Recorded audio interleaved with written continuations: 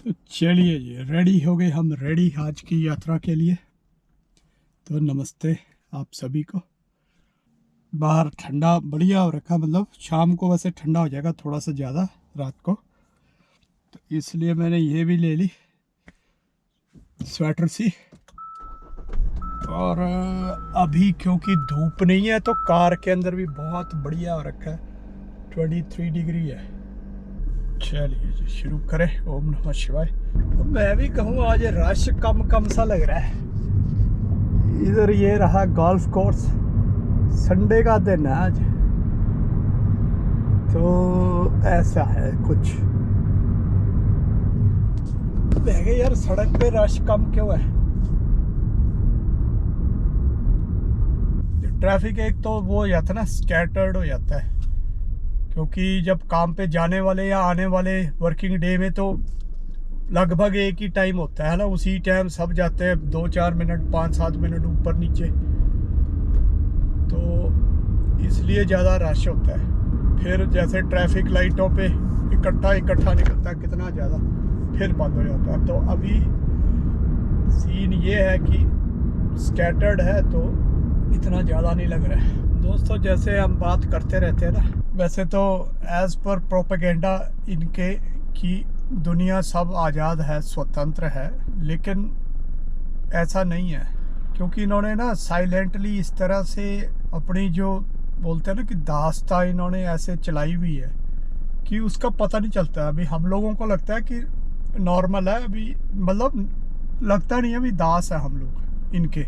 वो कैसे, देखो जो हमारे बिजनेसेस में बाहर से पढ़े हुए आते हैं, इन पश्चिमी देशों से पढ़ के जो जाते हैं, हार्वर्ड से, पेन से, और जो भी ये बड़े बड़े इंस्टीट्यूट्स हैं, कैम्ब्रिज से, मतलब यूरोप के और ये पश्चिमी जगत के, अमेरिका के, तो वो सब इनके उसमें है, कंट्रोल में है। मतलब कि इन्होंने उन लोगों को जो उन इंस्टीट्यूशंस के अंदर, मतलब इस तरह की शिक्षाएं भरी हुई हैं, इस तरह की चीज़ें बनाई हुई है, जो वहाँ पे जो सिलेबस पढ़ाया जाता है, कि वो उसमें बहुत साइलेंटली देखा होगा ना ये मॉडल, बिजनेस मॉडल, ठीक है। और ऊपर से फिर क्योंकि ये दिखाते हैं कि भी बिजनेस जो है, जो बहुत पैसे कमा रहा है बिजनेस, उसी को सक्सेसफुल माना जाएगा। ये इनकी डेफिनेशन है ना पश्चिमी जगत की।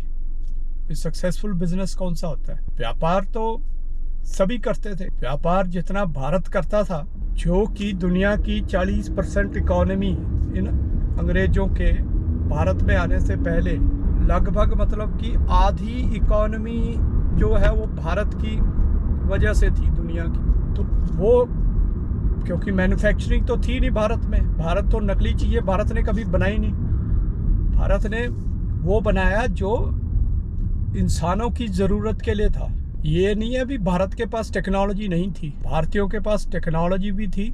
मंदिर देखते होंगे जो आज तक इन लोगों के समझ में नहीं आता भी कैसे बन गए ऐसे मंदिर। ऐसी टेक्नोलॉजी जो आज भी नहीं है, उस तरह के मंदिर आज भी अगर तुम बनाने चाहो तो नहीं बना सकते।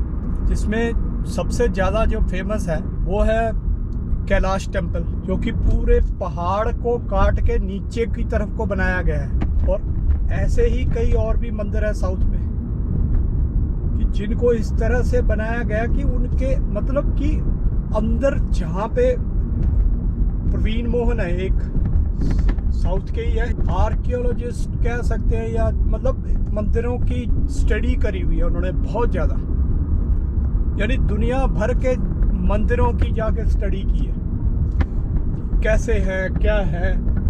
तो वो बता रहे थे कि भाई एक मतलब इस तरह से मंदिर है कि जो जिसके अंदर मतलब कि जिसको वही भी इस तरह से बनाया गया कि जैसे बोलते हैं ना छेनी हथौड़े से काट काट के बनाया गया, लेकिन वो अंदर इतने अंधेरे हैं बिना लाइट के कि वहाँ कुछ नजर ही नहीं आएगा।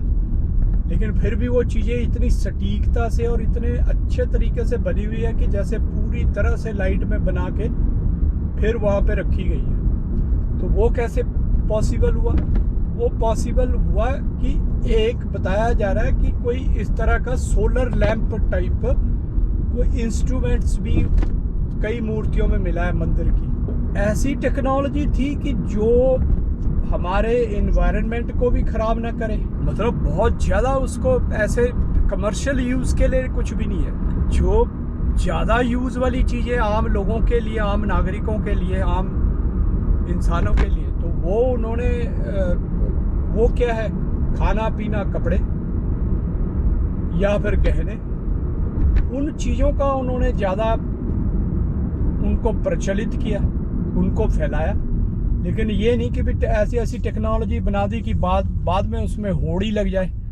वो सिर्फ राजाओं के पास होती थी, सिर्फ उसका उपयोग राजा करते थे, मतलब कंट्रोल्ड तरीके से। लेकिन अब बस पश्चिमी जगत के कंट्रोल में है सारा, और ये वही पश्चिमी जगत है जो कि ऐसे माफिया निकले थे, पूरी दुनिया में फैल गए लूटने के मकसद से। तो जो उन्होंने अपना उद्देश्य रखा, जो ध्येय रखा दुनिया को लूटने का, उसके लिए लूटने के ध्येय से निकले, तो उसके लिए वो कुछ भी करे, मूर्ख बनाए, सच बोले, झूठ बोले, कुछ भी करे, वो कोई मायने नहीं रखती उनके लिए।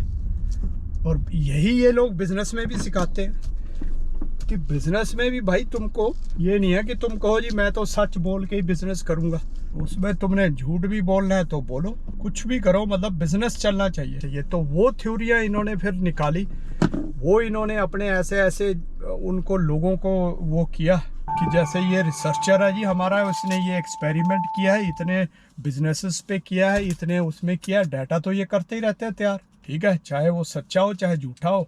तो वो तैयार करने के बाद फिर उसको फैलाने में भी ये लोग माहिर हैं, फिर उसको फैलाते हैं कि देखो जी ये स्टडी हुई थी, ओहो इतनी फेमस स्टडी है जी, इसको सब ने माना है, इसको यूएस ने माना है, इसको यूरोप ने माना है, इसको फलाने ने माना है, और डॉक्टर फलाने ने ये रिसर्च किया और ये पाया कि ये मॉडल सक्सेसफुल बिजनेस मॉडल है। फिर चलो जी उस एक्सपर्टीज़ को फिर दुनिया के जो दूसरे देश हैं, जो हमारे जैसे जिनको ये थर्ड वर्ल्ड बोलते हैं, गाली के तौर पे बोलते हैं थर्ड वर्ल्ड, तो वो थर्ड वर्ल्ड वाले फिर उनमें से फिर इनके जो है कोई टुच्चा पुच्चा भी कोई बंदा सीख के जाता है तो वो एक्सपर्ट बन जाता है, और उसको फिर बुलाते हैं हमारे जैसे देश, उसको बहुत सारे पैसे देते हैं, अपने बिजनेसेस के अंदर लेक्चर दिलवाते हैं, फिर अपने जो हमारे जो बिजनेस स्कूल्स होते हैं फिर उनके अंदर फिर उसको सिलेबस में डलवाया जाता है। ऐसे जाके इन्होंने अपनी ये दास्ता जो है फैलाई। मैं बोल रहा था ना भी कैसे हम,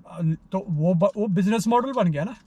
अब वो हमारे माइंड में जो बच्चा वहाँ पे MBA करने गया हुआ बिजनेस स्कूल में, IIM में या प्राइवेट MBA स्कूल्स में, तो वो ये थोड़ी बोलेगा कि मैं दास्ता सीखने जा रहा हूँ, वो बोलेगा मैं तो बिजनेस स्किल्स सीखने जा रहा हूँ। वही तो जाते हैं आगे फिर MBA जो होते हैं वही जनरल मैनेजर से ऊपर जो है वो फिर वो बनते हैं, बाद में CEO बन जाते हैं कंपनियों के। CEO बनेगा तो उसी की चलेगी ना, जो उसने सीखा है वही तो सिखाएगा, वो आगे भी वही चलवाएगा अपनी कंपनी में।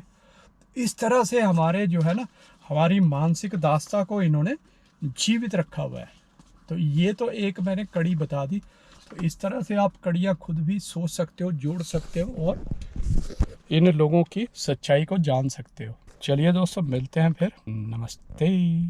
संडे तो कम है ट्रैफिक है ना, नहीं तो शू शू आती रहती थी आवाज़ थोड़ी बहुत बीच बीच में। तो चलो जी, चलिए अपन हो गए अब फ्री। ओम नमः शिवाय।